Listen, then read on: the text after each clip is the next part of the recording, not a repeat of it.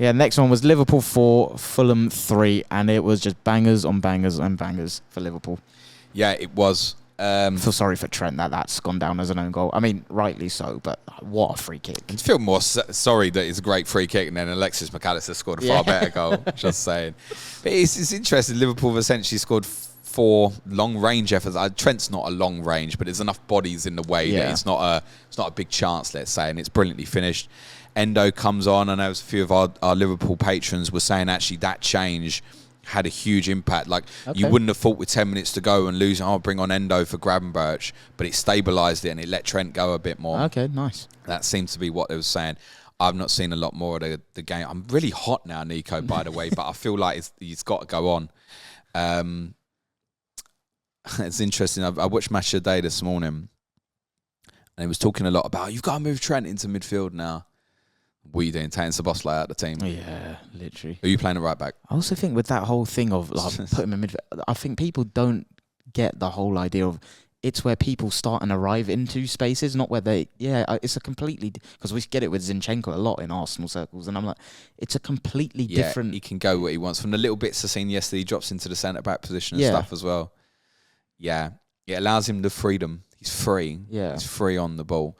And I don't think, for me, what you move him into midfield and then what put Szoboszlai as the left... You could do it. Szoboszlai as the left-sided 8 is much more effective as the right-sided 8. Yeah. So, no, not massively keen on that. Salah, for me, I think is best captaincy for this game week. Same. Got it. Bust on him. I don't think we could sit here and be 100% sure he starts. Okay. I agree. It can't be 100%. It's just the close proximity of the games. Do you not think he's just one of those robust, like... Yeah, I think so. It's what I would say. It's traffic light system. So if honestly, it's as simple as if the physios and the docs say to him, look, he's at risk, he won't play. Yeah, of course. Now, I think that's more likely to happen for the Palace game than the Sheffield United game. But it's probably the most likely scenario is they go 3-4-0 up at Sheffield United. He's got involved. Take him off for 20 minutes to go, oh no, I'm only getting 70 minutes. Listen, he's probably already done the damage. Yeah. Don't worry about it. I think he's the best captaincy this week. Núñez is way riskier from that perspective. Yeah. Because I think they'll know that Sheffield United will play quite deep, and admittedly Palace will as well, you would imagine. But Gakpo, they could easily use Gakpo as the 9 to drop off short and link the play and get Salah and Jota a bit narrower and higher off the ball. So Núñez from a captaincy perspective is probably a no, but I think Salah's best. Any idea how Darwin got on in this game? Like I said, I've only seen highlights, so... I mean, apparently all of the front three didn't play well, including Jota as well. And as I said, it's not... If you look at chance to have had goal, XG, etc., like it's fine, but they have ended up scoring 4, you could say, worldies, basically, as won them the game. And defensively, it didn't look right. So... As much as Trent scored and Trent got an assist, I'd be a little bit concerned, not for this week, but again, I don't see how you could go and buy over Tsimikas at 3.5 cheaper. Tsimikas has actually ended up, it's a little bit fortuitous, the assist for Trent. I think he's just trying to head it. I don't think he knows where it's going. Jumping. Well, to be honest, I think Dejan Kulusevski did that yesterday, and that was fine as well. So it wouldn't be a sell if you're on Trent at this minute, but I think it's one to look at going into 17-18 if you need to find money from somewhere.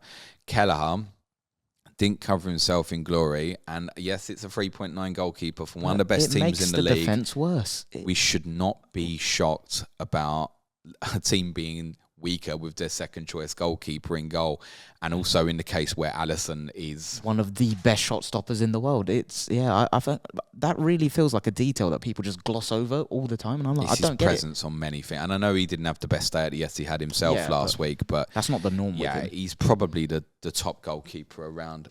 On that as well, just a side note on Newcastle. Pope, one of Pope's really underrated skills is his sweeping ability. Mm-hmm.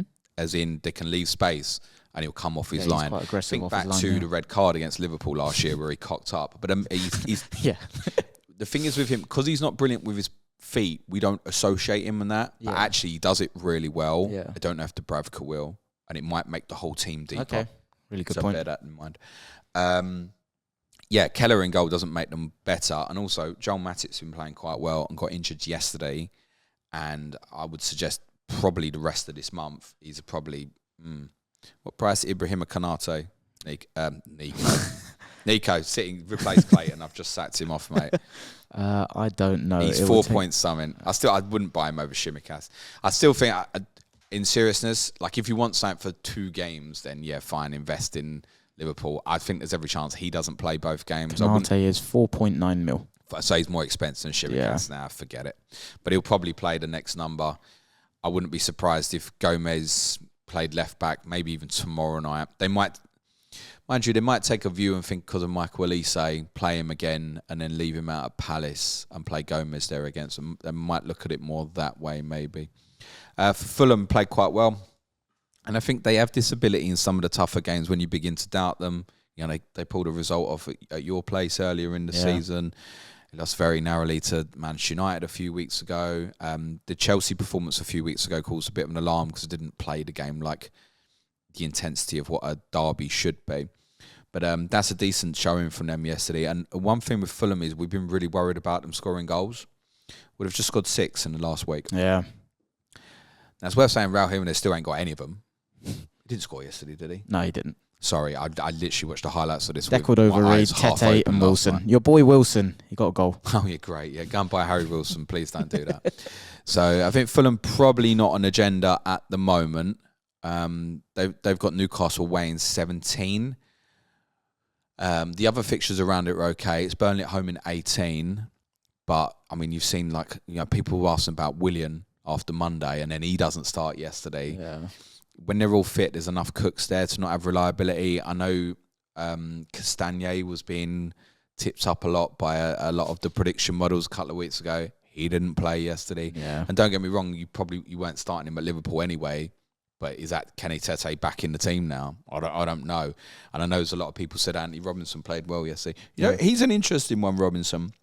I thought he played really well at Tottenham as well. He's done well against Saka before as well. Yeah. Every time I see him and I think, I really like him, the next time I watch him afterwards, he always has a bad game, I swear. Yeah, maybe he's just got that ability against certain profiles of like the top quality to just and I think from that perspective, seriously, if you wanted to invest in Castagnet, Robinson or Tete, either in game week 18, for example, for Burnley at home, my take would be you want one of the 3 of them injured before it comes around to know which 2 are going to play. Because you would prefer that rather than going for Tim Ream. The goalkeeper, of course, is absolutely fine. Is the heating broke, Nico? It's overheated. Nice. I do feel warm enough, in fairness. I'm a little bit chilly, but yeah. What we got left? We've got 2 more games. We've got West Ham and Palace and City and Spurs. But just one final thing on Liverpool. Obviously, it's taken them second in the table, given City's result. Are they? Yeah. So I've not even looked at league table, I swear. 2 points behind Arsenal. And that's obviously potentially shaping up to be a huge clash in game week 18. They won't win no league defending some of those. Well, this like is yesterday. But then they just need to ride the period without Alisson, particularly, and then it's fine. Yeah. And to be honest, if it's just Sheffield United Palace, they probably ride it okay, I would imagine. Exactly. But yeah,